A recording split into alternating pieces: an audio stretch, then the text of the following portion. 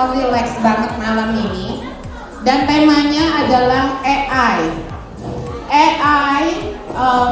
So it's basically hope in the AI generation.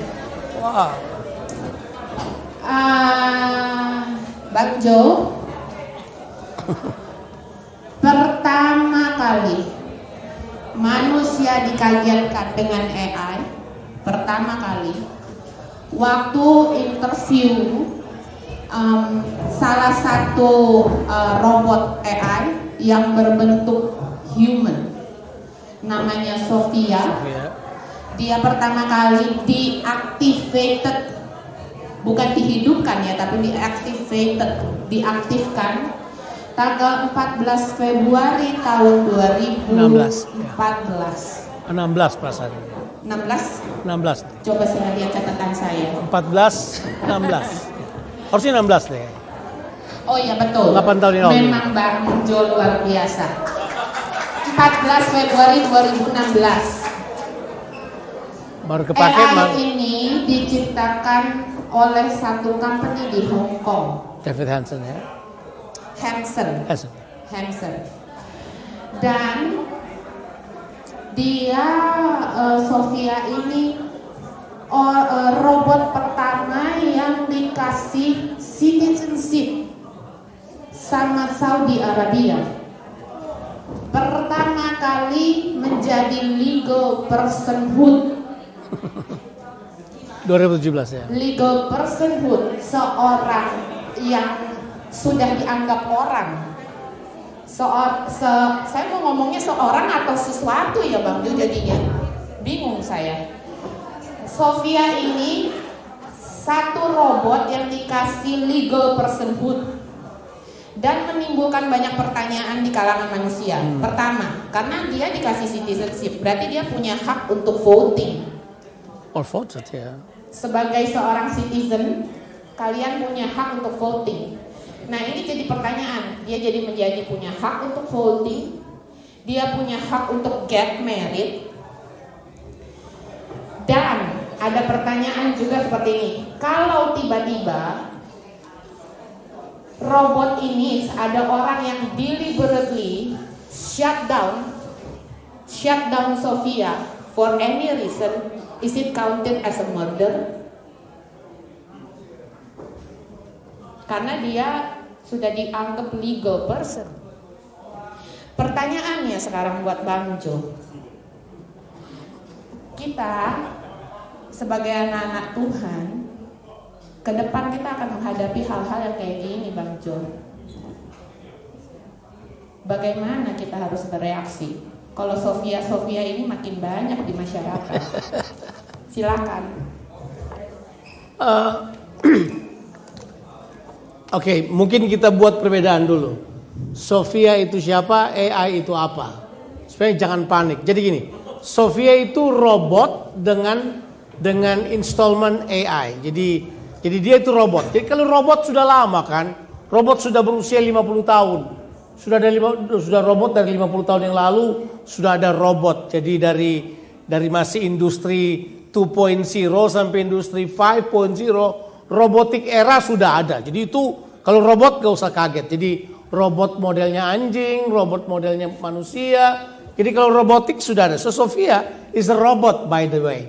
Dia belum termasuk AI pada waktu itu. Dia hanya robot yang bisa mimicking perasaan. Jadi ini we're talking about 8 years ago ya, 8 tahun yang lalu. Jadi kemudian secara robotik memang itu berkembang dengan sangat pesat. Akankah robot menguasai dunia? It's a good question. Nah, tapi kemudian yang ditakutkan muncul. Sebab kemudian kalau robot kan memang pure machine, ya.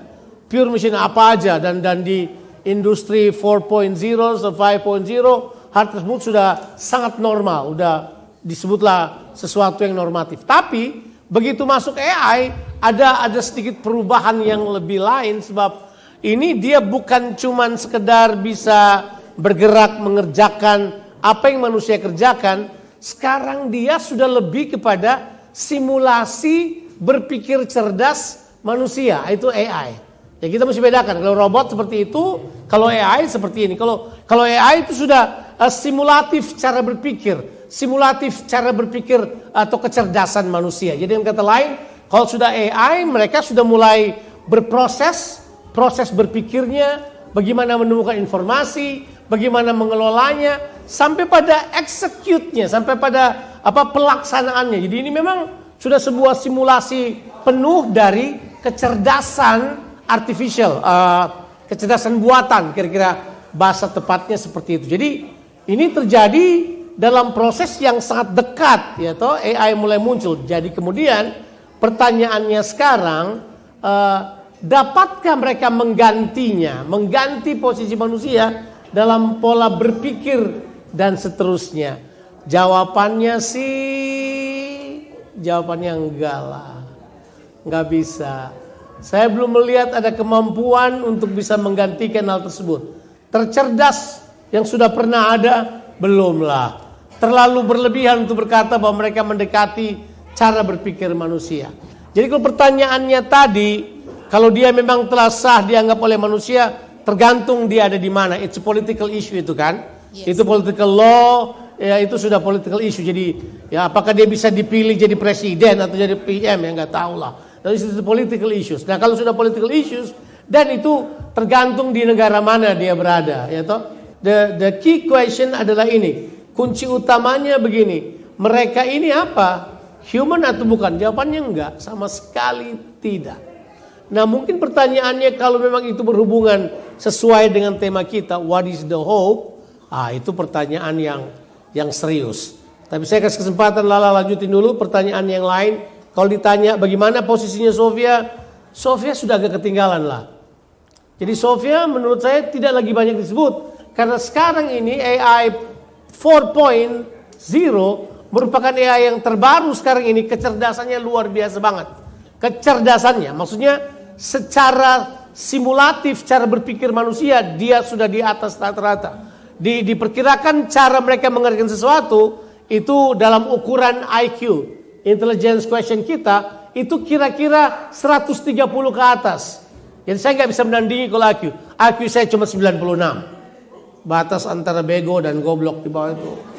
Jadi mungkin IQ saya mungkin tidak bisa begitu. Tapi logikanya adalah semua AI yang bakal muncul ke depan udah dengan rata-rata simulasi IQ 130 ke atas, 140-an gitu. Jadi mereka akan mendeteksi dan menyelesaikan masalah dengan lebih akurat menurut mereka. Ya, itu dia.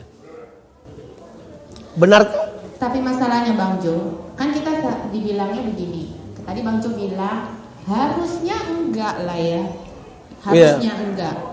The problem is karena Sofia ini kan dia bisa mimicking feeling of human.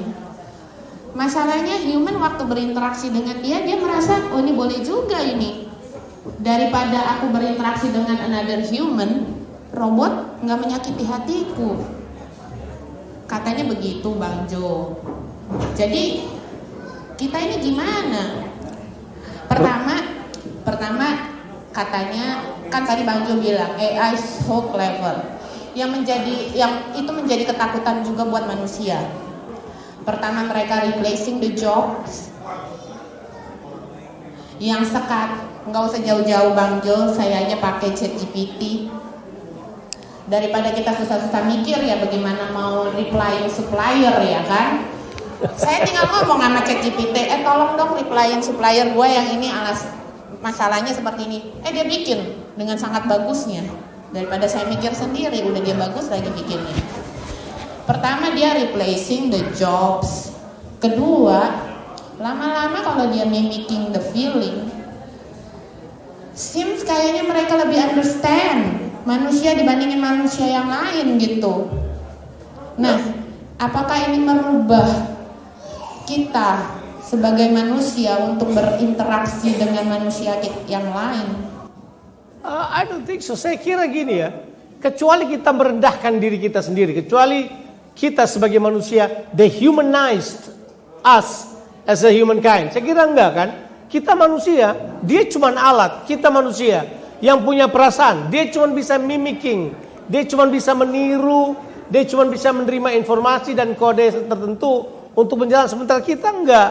Kita original human being kita bergerak, kita berpikir. Nah, masalahnya adalah ini. Kalau muncul para pemalas-pemalas, maafkan orang-orang dan saya beritahu buat saudara, kalau kita bergantung pada AI akan bangkit satu generasi bodoh ke depan. Makanya AI kan kuasai dengan jalan seperti itu. Jadi karena kurang berpikir, kurang melatih, sebab kita kemudian semuanya tidak punya itu tuh. Kalau saya pilih hati-hati bahasa ini saya sebut sebagai hak istimewa semua manusia, self discovery. Itu penting banget. Kalau sudah menemukan sesuatu, punya self discovery, you have that in you, sudah mencari sesuatu, menemukan sesuatu, saya kira itu tetap merupakan hal yang paling indah dalam diri manusia. Waktu kita bisa berkata, Eureka, I found it myself. Saya mengalaminya sendiri. Dia tidak. Semua AI bergantung pada apa? Data yang terproses ke dalamnya. Jadi ini adalah isu data sama tidak punya data. Tapi masalahnya gini, kita digiring pada situasi seolah-olah hidup kita adalah data. Kita tidak. We are spirit, soul, and body. Kita manusia, kita human. Kita bergerak, data boleh terbakar, boleh hancur, dunia boleh hilang, kita tetap masih bisa hidup. Karena manusia diciptakan dengan kekuatan yang luar biasa. Think of it. Kita pikir bahwa kita sedang mengalami kemajuan untuk human. Enggak. Human telah menyerahkan cara berpikir yang harusnya kita pikirkan, kita serahkan kepada mesin yang berpikir. Saya kira itu masalah besar buat kita. Dan saya kira kalau kita lanjutkan, kita bisa berbahaya. Jadi begini, bukan nanti apakah AI akan menguasai kita. Saya kira begini, karena kita malas, kita tidak suka berpikir, kita mau orang lain berpikir untuk kita, mengerjakan apa-apa yang harusnya kita kerjakan sendiri. Dan itu adalah masalah besar buat kita. Jangan lupa, ini kata penting sekali. Pemberian Tuhan pertama kepada manusia di Taman Eden adalah pekerjaan, you work. Jangan serahkan pekerjaanmu untuk robot, jangan serahkan pekerjaanmu untuk mesin. Kerjakan apa yang harus kamu kerjakan. Sebab pekerjaan itu penting buat kita. Ya. Tasya. Nah itu AI yang di luar. Halo. Gimana kalau AI yang dimasukin ke dalam tubuh manusia? Elon Musk, ada yang tahu Elon Musk? Ada yang ngikutin beritanya? Ikut. Saya pengikut Elon Musk. Elon Musk baru-baru ini masukin brain chip ke human being, namanya Neuralink. Dan waktu pertama kali itu diadain, pasti bilangnya untuk kebaikan manusia. Karena yang dimasukin ini lumpuh, Bang Jo. Dia baru accident, nggak bisa ngapa-ngapain. Jadi dimasukinlah itu chip komputer ke dalam otaknya.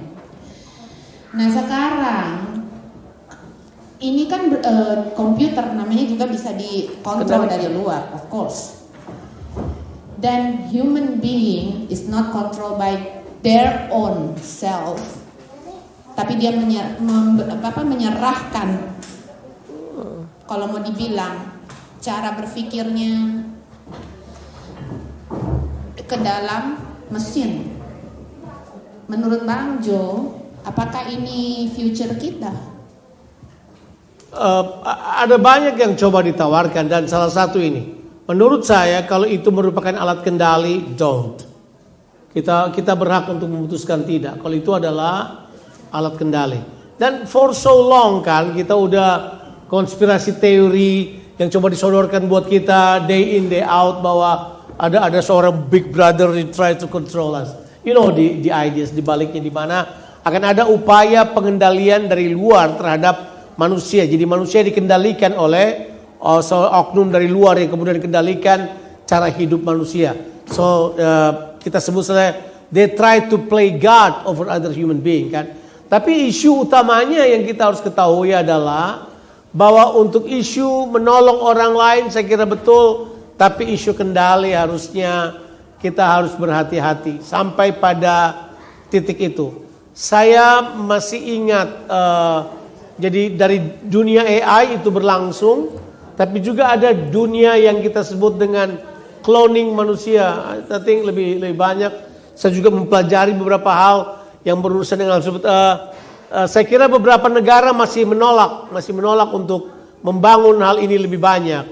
Sudah ada yang membangun satu model, sudah ada yang coba berpikir untuk membangun tentara dengan model yang sama, skill yang sama, kekuatan yang sama, keahlian perang yang sama. Mereka coba create hal tersebut, tapi belum secara human dunia belum bisa menerimanya. Tidak tahu kapan itu hal terjadi. Sementara kalau cloning manusia sudah berlangsung sangat lama, sudah mungkin 40 tahun atau 50 tahun belakangan ini, dan hal tersebut sudah ada, tapi itu kemudian beritanya kemudian tersapu bersih dengan AI. Mereka pikir daripada cloning, ciptakan manusia robot AI aja yang lebih masuk akal. Tidak perlu langgar hak asasi manusia, tapi create hal tersebut.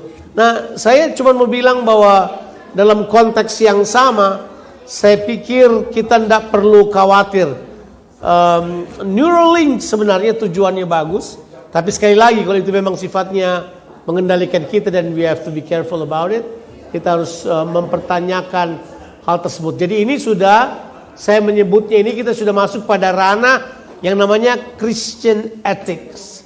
Ya, jadi ini bukan biblical point of view. Kalau masih hope, itu masih biblical, tapi kalau dia sudah seperti ini, robotik dan kemudian memasukkan alat dan seterusnya, kendali dari luar, itu kita sudah sebut sebagai Christian ethics, di mana di model ini diskusinya tidak bisa buka Alkitab, tapi pendekatannya pada hal-hal yang berhubungan sama etika, teologi, dan lain-lain sebagainya. Jadi saya kira jawabannya adalah kalau itu mengendalikan, saya pikir jangan.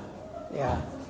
Kalau itu mengendalikan dari luar dan berusaha untuk mengendalikan seseorang, karena memang pasti kan kendalinya dari luar kan, ya, untuk activated brain, supaya brain itu bisa hidupkan yang lumpuh dan seterusnya, itu kendali dari luar. Dan you have to know, pokoknya yang namanya link di belakang, Starlink, Neuralink, semua link itu sudah kuasai seluruh lini.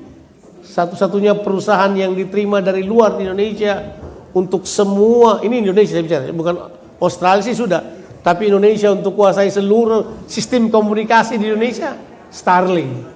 So Starlink udah mendominasi sistem telekomunikasi bangsa kita. So nggak lama lagi AI dalam bentuk itu udah masuk ke semua tempat ya. Saya percaya akan banyak pertanyaan dari semua saudara sekalian. Saya akan memberikan kesempatan ya buat mereka, Bang Jo. Tapi saya akan lempar satu pertanyaan lagi. Kalian boleh pikirkan, nanti saya berikan kesempatan. Pertanyaan terakhir dari saya. Kalau misalnya seperti ini ke depannya, dengan whatever yang ada, yang dunia tawarkan, relationship yang digantikan dengan AI, terus di dalam kekristenan, maksudnya ini meranah ke rohani juga. Banyak sekarang namanya orang lebih mencari jawaban di AI, Bang Jo.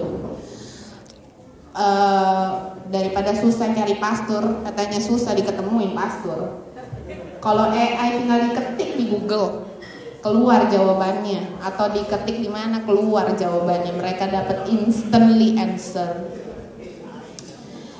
Dengan semua yang akan terjadi, kita lihat sudah bibit-bibitnya sedang bertaburan di mana-mana.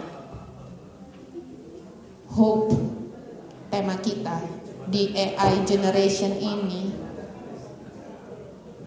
apa harapan kita, Bang Jo, ke depannya? Apa itu hope?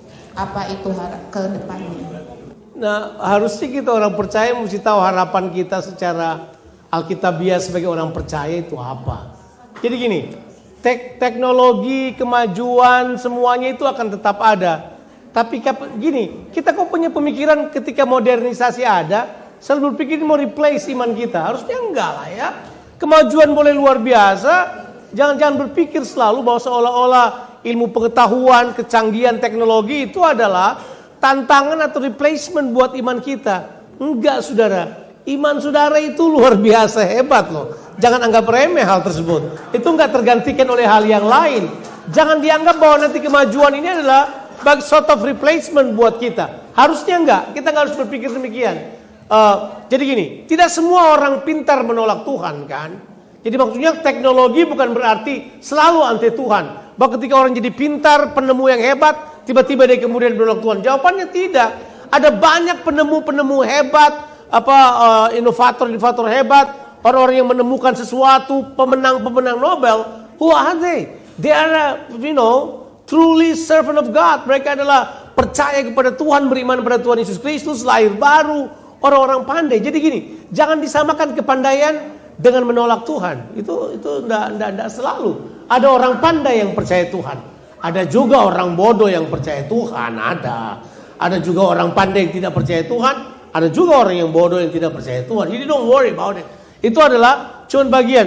Kamu tidak bisa larang orang bodoh dan orang pintar. Itu keputusan pribadi. Yang saya mau katakan adalah begini. Kita mesti tahu dulu harapan kita apa. Supaya saudara tidak berkata gini. Kita nanti bagaimana ya? Kalau AI ada gimana? Nah, kita mesti tanya dulu. Harapan kita sebagai orang percaya apa? Itu pertanyaan penting. Menurut saudara, apakah harapan kita? Jadi jawabannya mesti gini. Apa itu harapan? Menurut saudara apa itu harapan? Yang sesuai Alkitab. Apa artinya harapan? Nah, saya temukan memang orang Kristen yang tidak tahu apa itu harapan, gampang dipermainkan. Nah, ini definisi yang salah tentang harapan. Kita kira harapan itu adalah apa yang kita inginkan, kan gitu. Jadi orang menyamakan keinginannya dengan harapan.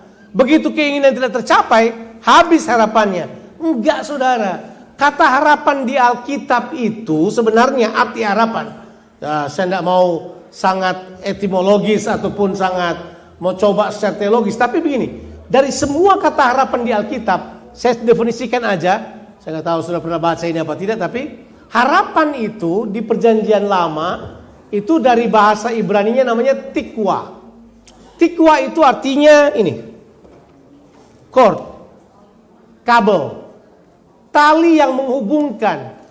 So harapan itu artinya adalah tali yang menghubungkan. Menghubungkan dengan apa? Ternyata harapan itu adalah tali yang menghubungkan kita dengan tujuan. So hope is something that connects you to the purpose yang Tuhan taruh buat kita. Nah sekarang kita mesti tahu dulu tujuan Tuhan jadikan manusia apa. Saya tidak pernah baca bahwa tujuan Tuhan jadikan manusia untuk diperbudak oleh AI. Nah itu. Saya tidak baca di Alkitab kayak begitu. Saya membacanya bahwa AI itu hanya tolong manusia, tidak replace posisi kita. Enggak usah panik. Jangan kemudian jadi ketakutan dan jadi berantakan, tidak. Kita mesti tahu dulu tujuan Tuhan jadikan kita apa. Nah, itu dulu kita mesti tahu. Nah, apa tujuan Tuhan jadikan kita? Menurut Kejadian 1 ayat 26 sampai 28, tujuan Tuhan menjadikan kita adalah supaya dalam keserupaan dengan Allah kita memerintah bersama Dia. Nah, itu tujuannya. Itu tujuan kita. Dan tujuan kita akan ke situ terus. Tidak mungkin dikemana-manakan. Itu tujuan kita. Jadi harapan itu punya pengertian tersambung pada tujuan. Betul kan? Kalau di Perjanjian Baru menggunakan kata yang gampang kita. Kalau di Perjanjian Baru kata harapan itu dalam bahasa Yunaninya menggunakan kata elpis. Itu gampang diingat kan? Elpis sukaesi, gampang lah kita ingat. Elpis Presley ya. Elpis, ELPIS, elpis. Elpis itu sama, artinya adalah menghubungkan kita dengan sesuatu. Ayat yang dipakai adalah Ibrani 6 ayat 19. Dibilang ini, sebab harapan itu adalah sauh yang kuat. Tahu sauh gak? Apa itu sauh? Jangkar. Pernah lihat ada wireless anchor? Pernah lihat jangkar tanpa tali? Bukan jangkar. Apa kegunaannya jangkar? Jangkar itu adalah istilah nautical untuk orang-orang yang naik perahu apa naik boat. Itu jangkar kalau berlabuh perlu ditaruh ke bawah supaya jangkar itu buat perahu kita stay on course, tetap ada di tempatnya. Kalau saudara coba parkir di St. Kilda Pier tidak pakai jangkar, besok dia tiba di Papua Nugini barangkali. Atau karena Jangkar tujuannya supaya you stay on course. Itulah harapan. Harapan selalu connect kita dengan tujuan-tujuan Tuhan. Makanya kita jadi orang percaya mesti tahu tujuan Tuhan untuk kita apa. Kita maunya tujuan kita yang terjadi kan? Keinginan. Jadi kita pikir harapan harus keinginan kita. Enggak. Yang bakal terjadi adalah tujuan Tuhan. Sorry to say. Kemajuan boleh kayak apa? Nanti saudara tinggal pencet hidung saudara keluar tanduk, atau pencet hidung saudara Coca-Cola datang, it's up to you. Orang boleh seperti magic hidupnya. But let me tell you this. Tujuannya tetap sama. Tuhan mau kita menjadi serupa dengan gambarnya dan memerintah bersama dengan dia. Itu tujuan yang komplit kalau baca Alkitab secara naratif dan Kejadian sampai Wahyu. Jadi logika kita tetap gini. Kita tidak perlu takut dengan semua yang ada di sekeliling kita. Mau AI, mau apa, kita mesti tahu bahwa Tuhan punya tujuan buat kita. Dan saya ditebus untuk kembali pada tujuan Tuhan. Itu namanya keselamatan. Arti selamat itu adalah apa? Selamat sampai tujuan. Itu selamat. Kita kembali kepada tujuan-tujuan Tuhan dalam kehidupan kita, mencapai apa yang Tuhan inginkan. Jadi masalahnya sekarang adalah bagaimana tujuan hidup saudara? Ya, tujuan hidup saudara terkoneksi nggak dengan tujuan Tuhan? Nah, itu pertanyaan tersendiri. Tapi begini, prinsipnya adalah harapan kita tetap ada. Mau AI seperti apa, mau kecanggihan seperti apa, tujuan Alkitab tetap sama. Dan Alkitab belum berubah, jangan salah. Sekarang ini saya kasih tahu aja, sebab ini upaya-upaya, mungkin saudara pernah mengertinya. Sekarang upaya terbesar buat kekristenan ini, serangan paling hebat sekarang adalah yang namanya adalah deconstruction of Christianity. Itu serangan terakhir. Deconstruction of Christianity ini menyerang 3 hal besar dalam kekristenan. Yang pertama menyerang Alkitab sebagai sumber otoritas tertinggi. Yang kedua menyerang pribadi Yesus. Mereka berkata Yesus itu cuma contoh, dia cuman apa itu? Dia cuman teladan, dia bukan Allah yang harus disembah. Kemudian yang ketiga adalah mereka menyerang gereja. Mereka berkata gereja adalah lembaga paling korup di dunia. But let me tell you something. Tuhan belum selesai dengan kita.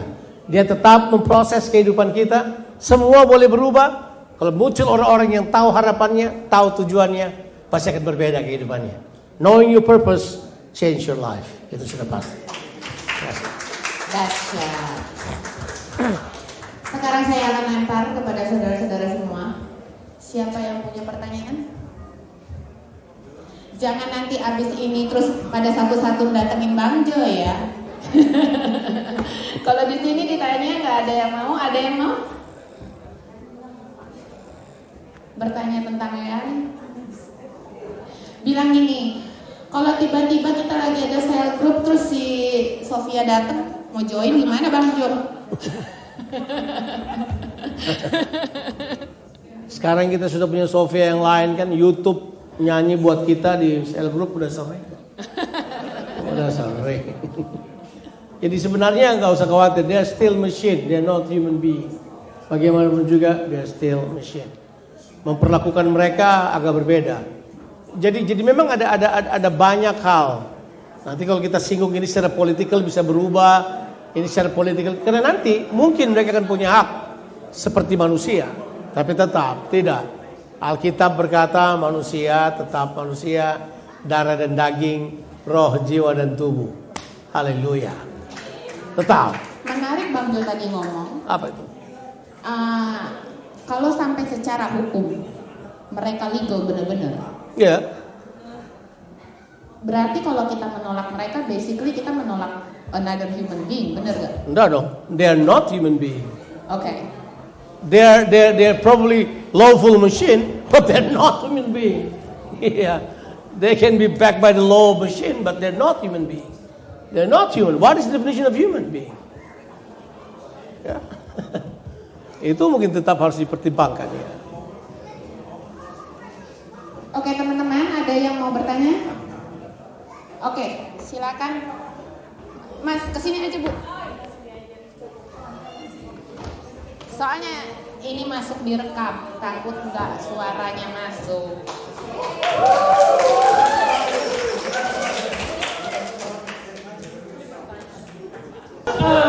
Selamat malam semuanya, saya Ina. Ini cuma bertanya Bapak, ini karena ke depannya, ini beberapa hari ini memang saya lagi ngobrol dengan anak saya juga yang kebetulan dia belajar tentang AI, legal AI. So we have a good discussion. One of discussion is about because they have a feeling and later on when they get a job and they ask for pay. But I'm not interested in that. My thing that I'm really interested is if, because they have feeling and they fall in love with someone and later on they want to get married. So if you said already, kalau nanti sudah legal semuanya, as we know everything could be possible. Kira-kira what the church will do, or at least you as the pastor, what if they say that, well, we love each other, a man and woman, Sophia and Mark, and they want to have a blessing. That's it. That's all in mind. Wow. How? Yeah. Well. Need an answer. What is the feeling, by the way? What is the feeling? This is the problem. Even in this good theological debates about feeling, even for human being, do not trust your feeling, because your feeling is like a Melbourne weather, cannot be trusted. But if ini sekarang ke mesin, how can you do that? Nah sekarang pertanyaan political questions. Sekarang ada jemaat saya yang jatuh cinta pada robot dan minta saya berkati. Saya punya 3 pilihan. Yang pertama adalah may God bless them far away from us. Yang pertama. Number 1. Number 2, I will do some research and ask whether that he understands salvation. Karena tugas saya pendeta harus memberkati orang yang dibaptis, mengerti salvation. Jangan-jangan dia tidak tahu ada dosa di dunia ini. Yang ketiga saya katanya, apa dia suka minum kopi atau jus sirsak? Kalau nggak saya tidak bisa berkati. Kesimpulannya adalah there are so many things that they're not human. Mereka makan pancake nggak? Ya, you don't know karena mereka robot kan. Mereka tidak mungkin minum kopi sama kita. How can you do that? Jadi nanti dia punya respon pada kita. It depends on bank data that actually installed in them. And then one day that bank data will be expired, will be outdated. Jadi mungkin akan mengalami kesulitan. Jadi kalau menurut saya adalah saya tidak menyetujuinya. Ini dari standpoint saya sekarang. Saya belum bisa menyetujuinya. Saya belum bisa melakukannya. Jadi makanya saya bilang, saya memilih pilihan yang pertama. May God bless them far away from us. Ya.